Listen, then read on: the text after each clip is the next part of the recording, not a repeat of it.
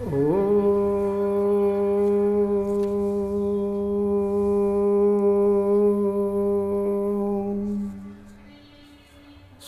ಗುರು ಬಸವಲಿಂಗಾಯ ನಮಃ. ಈ ದಿನ ಜೇಡರ ದಾಸಿಮಯ್ಯನವರ ಒಂದು ವಚನವನ್ನು ನಾವು ನೋಡೋಣ. ಒಡಲು ಗೊಂಡೆನಾಗಿ ಬೃಢ ನಿಮಗೆ ಹಗೆಯಾದೆನಯ್ಯ. ಒಡಲು ಗೊಂಡೆನಾಗಿ ಬೃಢ ನಿಮಗೆ ಹಗೆಯಾದೆನಯ್ಯ. ಆನು ಒಡಲು ಗೊಂಡಡೇನು, ಆನು ಒಡಲು ಗೊಂಡಡೇನು. ಕಡಲೊಳಗನ ಬೊಬ್ಬಳಿಕೆ ಕಡಲೊಳಗೆ ಅಳಿವಂತೆ, ಕಡಲೊಳಗನ ಬೊಬ್ಬಳಿಕೆ ಕಡಲೊಳಗೆ ಅಳಿವಂತೆ. ಎನ್ನೊಡಲಳಿದು ಹೋದಡೇನು, ಎನ್ನೊಡಲು ಅಳಿದು ಹೋದಡೇನು. ಪ್ರಾಣ ನಿಮ್ಮ ಎಡೆಯಲ್ಲಡಗುವುದಯ್ಯ ರಾಮನಾಥ, ಪ್ರಾಣ ನಿಮ್ಮ ಎಡೆಯಲ್ಲಡಗುವುದಯ್ಯ ರಾಮನಾಥ. ಇಲ್ಲಿ ಜೇಡರ ದಾಸಿಮಯ್ಯನವರು ಇಲ್ಲಿ ಏನು ಹೇಳ್ತಿದ್ದಾರೆ ಅಂದ್ರೆ, ನಮ್ಮಲ್ಲಿರುವಂಥ ಆತ್ಮ, ನಾವು ಪ್ರಾಣ ಜೀವ ಅಂತ ಏನು ಕರಿತಿದ್ದೇವಲ್ಲ, ಅದು ಆ ಸೃಷ್ಟಿಕರ್ತ ಪರಮಾತ್ಮನ ಒಂದು ಅದು ನಮ್ಮಲ್ಲಿ ಇರುತ್ತದೆ ಅಂತ ಹೇಳ್ತಾರೆ ಅವರು. ಹಾಗಾದರೆ ಅಲ್ಲಿ ನಾವು ಒಡಲುಗೊಂಡವೆ ಅಂತ ಹೇಳಿ ಅಲ್ಲಿ ಚಿಂತಿಸಬೇಕಾಗಿಲ್ಲ. ಆದರೆ ಆ ಒಡಲೊಳಗಿರುವಂಥ ಜೀವಾತ್ಮ ಆ ಪರಮಾತ್ಮನ ಒಂದು ಸ್ವರೂಪ ಅಂತ ಹೇಳಿ ಅಲ್ಲಿ ನಾವು ತಿಳ್ಕೋಬೇಕಾಗ್ತದೆ. ಅದಕ್ಕೆ ಇಲ್ಲಿ ಏನು ಹೇಳ್ತಾರೆ ಅವರು ಜೇಡರ ದಾಸಿಮಯ್ಯನವರು ಅಂದರೆ, ಒಡಲು ಗೊಂಡೆನಾಗಿ ಬೃಢ ನಿಮಗೆ ಹಗೆಯಾದೆನಯ್ಯ.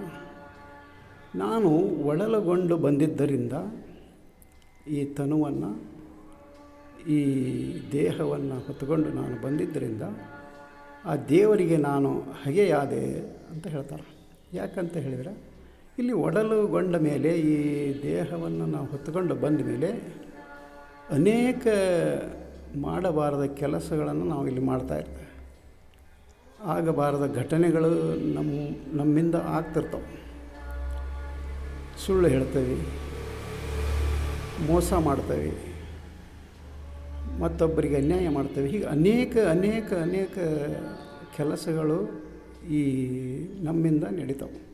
ಅದಕ್ಕೋಸ್ಕರ ಒಂದು ಕಡೆ ಅವರು ಜೇಡರ ದಾಸಿಮಯ್ಯನವರು ಹೇಳ್ತಾರೆ, ಒಡಲು ಗೊಂಡವನೆಂದು ಜಡೆದು ನುಡಿಯಲು ಬೇಡ. ಒಡಲು ಗೊಂಡವ ಹಸಿವ, ಒಡಲು ಗೊಂಡವ ಹುಸಿವ. ನೀನೊಮ್ಮೆ ಒಡಲು ಕೊಂಡು ನೋಡು ರಾಮನಾಥ. ಅಂದರೆ ಇಲ್ಲಿ ಒಡಲು ಹೊತ್ತುಕೊಂಡು ಬಂದಾಗ ಇತ್ತು ಹಸಿತನ. ಆ ಹಸಿವನ್ನು ತೀರಿಸಿಕೊಳ್ಳೋದ್ರ ಸಲುವಾಗಿ ಏನು ಮಾಡ್ತಾನಂದ್ರೆ ಅವ ಹಸಿವಿನ ಒಂದು ಇದರಲ್ಲಿ ಹುಸಿತಾನ.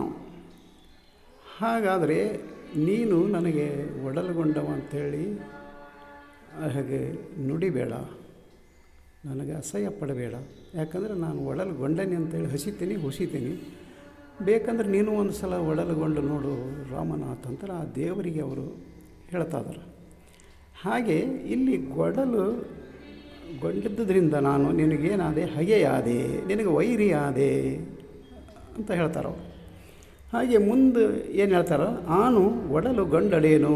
ನಾನು ಈ ತನುವನ್ನು, ದೇಹವನ್ನು, ಒಡಲನ್ನು ಹೊತ್ಕೊಂಡು ಬಂದರೆ ಏನಾಯಿತು, ಮುಂದೆ ಏನಾಗ್ತೈತಿ ಅನ್ನೋದನ್ನು ಅವ್ರು ಹೇಳ್ತಾರೆ ಅವರು. ಕಡಲೊಳಗನ ಬೊಬ್ಬಳಿಕೆ ಕಡಲೊಳಗೆ ಅಳಿವಂತೆ. ಅಂದರೆ ಒಂದು ಕಡಲಿನೊಳಗೆ ಒಂದು ಬೊಬ್ಬಳಿಕೆ ಅಂದರೆ ಒಂದು ನೀರಿನ ಗುಳ್ಳಿ ಅಲ್ಲಿ ಅದು ಹೇಳ್ತಾ ಇದೆ, ನೀರಿನ ಮೇಲೆ ಹೇಳ್ತಾ ಇದೆ. ಆದರೂ ಕ್ರಮೇಣ ಅದೇನಾಗಿಬಿಡ್ತೈತೆ, ಮತ್ತು ಕಡಲೊಳಗೆ ಆ ನೀರೊಳಗೆ ಅದು ಒಂದಾಗಿಬಿಡ್ತದೆ. ಅದು ಬೇರೆ ಆಗಿರೋದಕ್ಕೆ ಅದು ಸಾಧ್ಯ ಇಲ್ಲ. ಕೇವಲ ಕೆಲವು ಸಮಯ ಅದು ಆ ಬೊಬ್ಬಳಿಕೆ ನಮಗೆ ಗೋಚರವಾಗ್ತಿರ್ತೈತಿ, ಮತ್ತು ಅದು ಕಡಲೊಳಗಿನ ಬೆರೆತು ಹೋಗಿಬಿಡ್ತೈತಿ. ಮತ್ತು ಕಡಲು ಬಿಟ್ಟು ಅದು ಬೇರೆ ಹೋಗೋಕ್ಕೆ ಸಾಧ್ಯವಿಲ್ಲ. ಹಾಗೆ ಅಲ್ಲಿ ಹಾಗೆ ಕಡಲೊಳಗಿರುವಂಥ ಬೊಬ್ಬಳಿಕೆ ಮತ್ತು ಕಡಲೊಳಗೇನೆ ಬೆರೀತೈತಲ್ಲ, ಅದೇ ರೀತಿ ಅವರು ಮುಂದೆ ಏನು ಹೇಳ್ತಾರೆ, ಎನ್ನೊಡಲಳಿದು ಹೋದಡೇನು. ನನ್ನ ಒಡಲು ಅಳಿತೈತಿದು. ಕೊನೆಗೆ ಒಂದು ದಿನ ಹುಟ್ಟಿದ ನಂತರ ಕೆಲವು ಸಮಯ 50 ವರ್ಷ ಇರಬೇಕು, 60 ವರ್ಷ ಇರಬೇಕು, 100 ವರ್ಷ, ಸರಾಸರಿ 100 ಅಂತ ನಾವು ಅಂದ್ಕೊಂಡಿದ್ದೀವಿ. ಆದರೆ ಅದರೊಳಗೂ ಯಾವಾಗಾದ್ರೂ ಈ ನಮ್ಮ ಒಡಲು ಏನಿದೆಯಲ್ಲ ಇದು ಕೆಟ್ಟು ಹೋಗ್ತದೆ. ಇದು ಕೆಡು ಒಡಲು ಅಂತಲೇ ಹೇಳ್ತಾರೆ ಶರಣರು. ಅದು ಒಂದು ದಿನ ಏನಾಗಿಬಿಡ್ತದೆ, ಅದು ಕೆಟ್ಟು ಅದು ಹೋಗಿಬಿಡ್ತದೆ. ಆವಾಗ ಈ ಒಡಲು ಕೆಟ್ಟು ಹೋದ ನಂತರ ನಮ್ಮಲ್ಲಿರುವ ಪ್ರಾಣ ಏನಾಗ್ತತಿ ಅಂದ್ರೆ ಆ ಸೃಷ್ಟಿಕರ್ತ ಪರಮಾತ್ಮನಲ್ಲಿ ಒಂದಾಗ್ತತಿ ಅನ್ನೋದನ್ನು ಇಲ್ಲಿ ಶರಣರು ಹೇಳ್ತಾರೆ. ಹಾಗೆ ಒಡಲಳಿದು ಹೋದಳೇನು, ಈ ನನ್ನ ಒಡಲು ಅಳೆದು ಹೋಗಿಬಿಡ್ತೈತಿ. ಇದನ್ನೇನು ಮಾಡ್ತಾರೆ, ಹೂಳ್ತಾರೆ ಅಥವಾ ಸುಡ್ತಾರೆ, ಏನಾದರೂ ಒಂದು ಅಂತ್ಯಕ್ರಿಯೆಯನ್ನು ಮಾಡ್ತಾರೆ. ಆದರೆ ಪ್ರಾಣ ನಿಮ್ಮ ಒಡಲಡಗುವುದು ರಾಮನಾಥ ಅಂದರೆ ನಮ್ಮ ಪ್ರಾಣ ಏನಿದೆಯಲ್ಲ, ನನ್ನಲ್ಲಿರುವಂಥ ನಿನ್ನ ಆ ಚೈತನ್ಯ ಏನಿದೆಯಲ್ಲ ಮತ್ತೆ ನಿನ್ನಲ್ಲಿ ಅದು ಒಂದಾಗ್ತತಿ. ಈಗ ಸದ್ಯ ನಾನು ಒಡಲ್ಗೊಂಡು ಬಂದನೆ ಅಂಥೇಳಿ ನಿನ್ನ ವೈರಿಯಾಗಿದ್ದೇನೆ, ನಿನ್ನ ಹಗೆಯಾಗಿದ್ದೇನೆ. ಮುಂದೆ ನಾನು ಏನಾಗ್ತಾನೆ ಅಂದರೆ ಮತ್ತೆ ನಿನ್ನಲ್ಲಿಯೇ ನಾನು ಬೆರಿತಾ ಇದ್ದೇನೆ ಅನ್ನೋದನ್ನು ಇಲ್ಲಿ ಶರಣರು ಹೇಳ್ತಾರೆ. ಅಂದರೆ ಇಲ್ಲಿ ನಮ್ಮ ಒಂದು ಶರಣರ ಕೊಡುಗೆ ಏನಂತ ಕೇಳಿದ್ರೆ ಮತ್ತು ಹುಟ್ಟು ಮತ್ತು ಸಾವುಗಳ ಪರಿಭ್ರಮಣೆ ನಮ್ಮ ಲಿಂಗಾಯತ ಧರ್ಮದಲ್ಲಿ ಇಲ್ಲ. ಇಲ್ಲಿ ಮುಕ್ತಾತ್ಮರಾಗುವುದು ಒಂದು ಸಿದ್ಧಾಂತ ನಮ್ಮದು. ಯಾಕಂತ ಕೇಳಿದ್ರೆ ಇಲ್ಲಿ ಮತ್ತೆ ಹುಟ್ಟಿ ಮತ್ತೆ ಬರಬೇಕು ಅನ್ನೋದಲ್ಲ.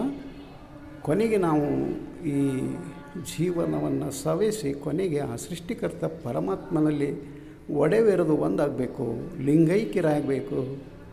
ಹಾಗೆ ಲಿಂಗ ಐಕ್ಯರಾಗಿ ಆ ಪರಮಾತ್ಮನಲ್ಲಿ ನಾವು ಲೀನವಾಗಬೇಕು ಅನ್ನೋದು ಲಿಂಗಾಯತ ಧರ್ಮದ ಒಂದು ಸದುದ್ದೇಶ.